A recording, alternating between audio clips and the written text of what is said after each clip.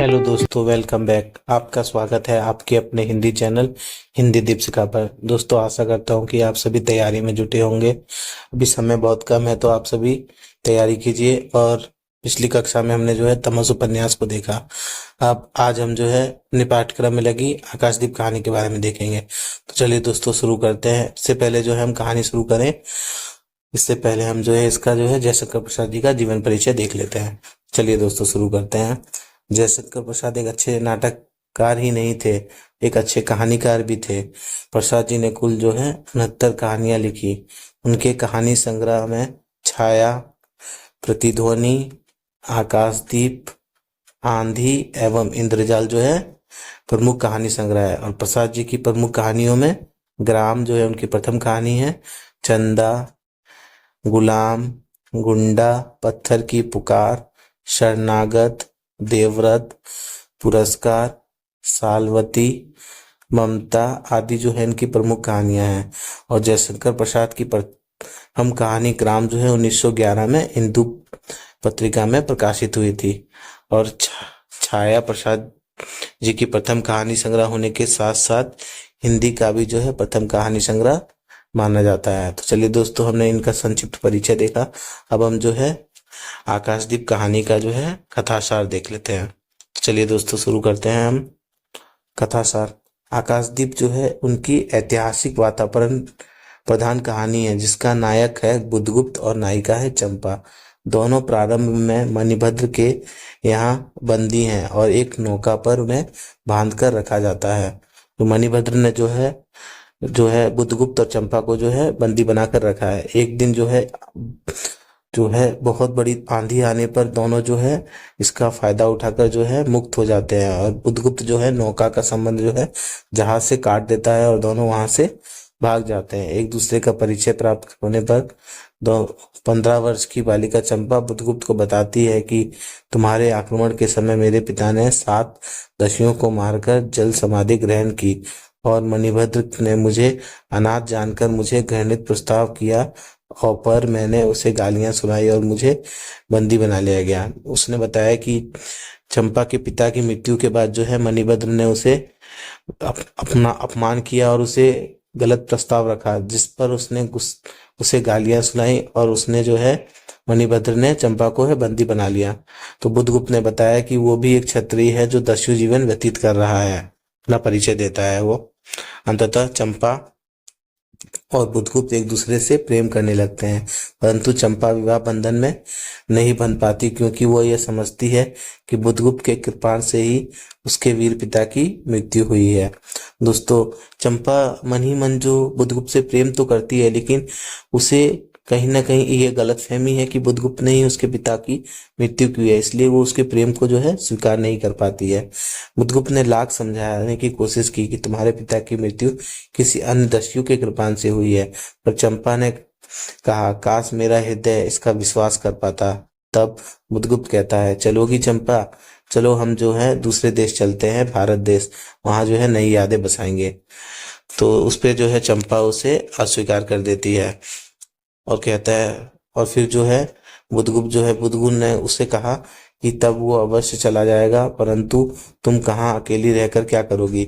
उसने उत्तर दिया कि तुम्हारे बनाए एक प्रकाश स्तंभ पर जो है आकाशदीप जलाकर समुद्र में अपने माता पिता की समाधि खोजूंगी। जो है बुधगुप्त ने जो है एक प्रकाश स्तंभ जो है बनाया था, उस पर बोलती है कि वो जो है समाधि खोजेगी अपने माता पिता की। और दूसरे दिन उसने देखा कि व्याल के सामने नाव को एक बेड़ा समुद्र के भारत की ओर जा रहा है। ये कहानी वहीं समाप्त हो जाती है। तो दोस्तों, ये जो है बुधगुप्त और चंपा की जो है अद्भुत प्रेम कहानी है, जिसमें जो है दोनों एक दूसरे को प्यार करते हैं, लेकिन चंपा जो है अपनी पिता की मृत्यु का जो दोषी मानती है बुधगुप्त को, इसलिए उसके प्रेम को स्वीकार नहीं कर पाती है और उसके अंदर जो है अंतर्द्वंद की जो भावना उत्पन्न रहती है, जिससे जो है वो अपने प्रेम करते हुए भी जो है बुधगुप्त के प्रति एक घृणा का भाव हमेशा अपने हृदय में रखती है। दोस्तों, ये कहानी जो है एक ऐतिहासिक कहानी है, जो ऐतिहासिक प्रेम कहानी जो है जयशंकर प्रसाद जी ने यहाँ वर्णित किया है। दोस्तों, यहाँ जो है वो प्रमुख पात्र हैं, उनका यहाँ परिचय वो है मैंने देख लेंगे एक बार। बुधगुप्त जो है कौन था? ये ताम्रलिप्त का एक क्षत्रिय था। ये पोथाध्यक्ष अध्यक्ष मणिभद्र की हत्या कर स्वयं वह चंपा को मुक्त कराता है। चलिए, नवद्वीप को चंपा द्वीप नाम देता है। ये जो है एक नए द्वीप पर जाते हैं, जहां वो एक नए द्वीप का नाम जो है चंपा के नाम पर रख देता है, क्योंकि वो उससे प्रेम जो करता है इसीलिए। बाली, जावा, सुमात्रा जो जगह थी, जो द्वीप थे, उनके साथ जो है ये एकाधिकार कर लेता है और वाणिज्य करता है। चंपा जो है महानाविक की उपाधि देती है, और महानाविक कहकर जो है बार बार जो है बुधगुप्त को संबोधित करती है। चंपा से विवाह कर भारत लौटने की इच्छा जो है बुधगुप्त की रहती है। चलिए, ये जो हमने बुधगुप्त के बारे में देखा, अब जो है हम चंपा का जो है परिचय देख लेते हैं। चंपा जो है जाह्नवी के तट की जो है एक द्वीप है जाह्नवी, वहां की जो है चंपा एक नगरी की एक क्षत्रिय बालिका है। और पिता जो मणिभद्र जो थे इसके मणिभद्र के यहाँ पे एक प्रहरी का काम करते हैं। बुधगुप्त को पिता की मृत्यु का कारण वो मानती है, जिस वजह से वो उसके प्रेम को स्वीकार नहीं कर पाती है। मणिभद्र के घृणित प्रस्ताव को ठुकराने पर उसे बंदी बना लिया जाता है। बुधगुप्त के भारत लौटे जाने पर भी चंपा जो है द्वीप पर ही रह जाती है। जब बुधगुप्त जो है भारत चला जाता है तो चंपा वहीं पे जो है द्वीप पर रह जाती है और वहीं पे आकाशदीप जलाने की बात करती है। और बुधगुप्त के प्रति जो है प्रेम और घृणा का द्वंद्व जो है उसके अंदर चलते रहता है। और गौण पात्रों में हम देख लेते हैं।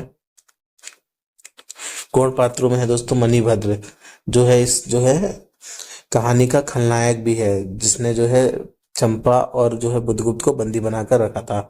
और जया जो है चंपा की जो है एक सेविका है, दासी है।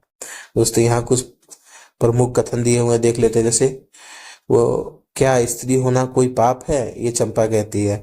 जब दोनों बंदी रहते हैं और जो वो जब बंधन से मुक्त होते हैं तो चंपा जो है बुधगुप्त को गले लगा लेती है। तो जब उसे पता चलता है कि वो स्त्री है तो वो आश्चर्यचकित होकर पूछता है कि क्या तुम स्त्री हो? तो वो ये कथन जो है उस समय कहा गया है। तो चलिए दोस्तों, हम जो है और यहाँ महत्वपूर्ण लाइन दी हुई है, इसे देख लेते हैं।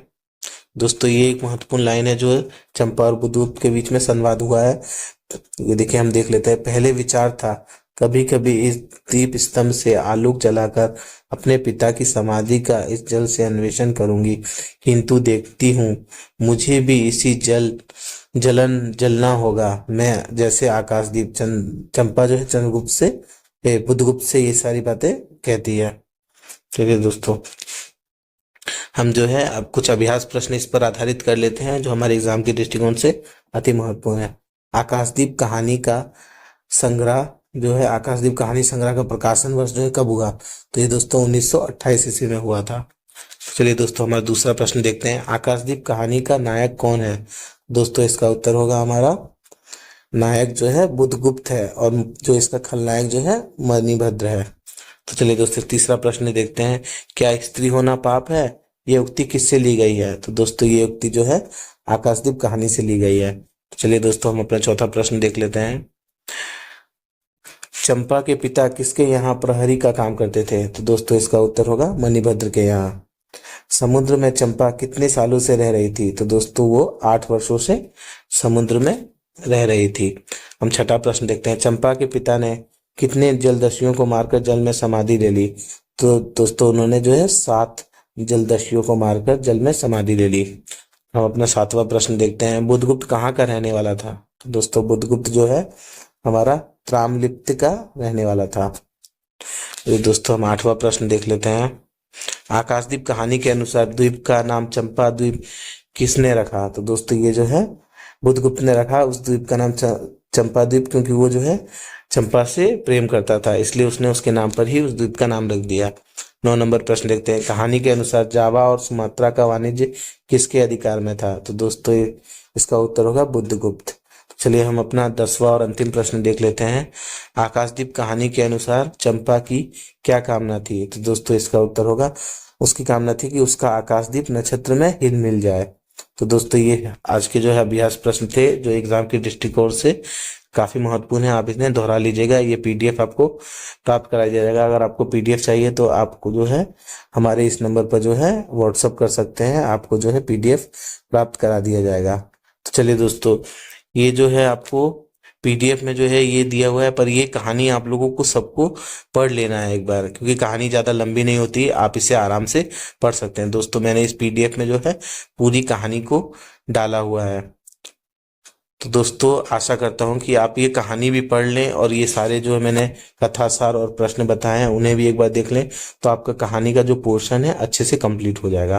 तो दोस्तों आशा करता हूँ कि आप जो है अपनी तैयारी में जुटे रहेंगे और अपनी पढ़ाई में मन लगाकर तैयारी करेंगे। तो चलिए दोस्तों, अगर आपको हमारा चैनल अच्छा लगता है तो कृपया करके हमें लाइक, शेयर एंड सब्सक्राइब कीजिए। धन्यवाद।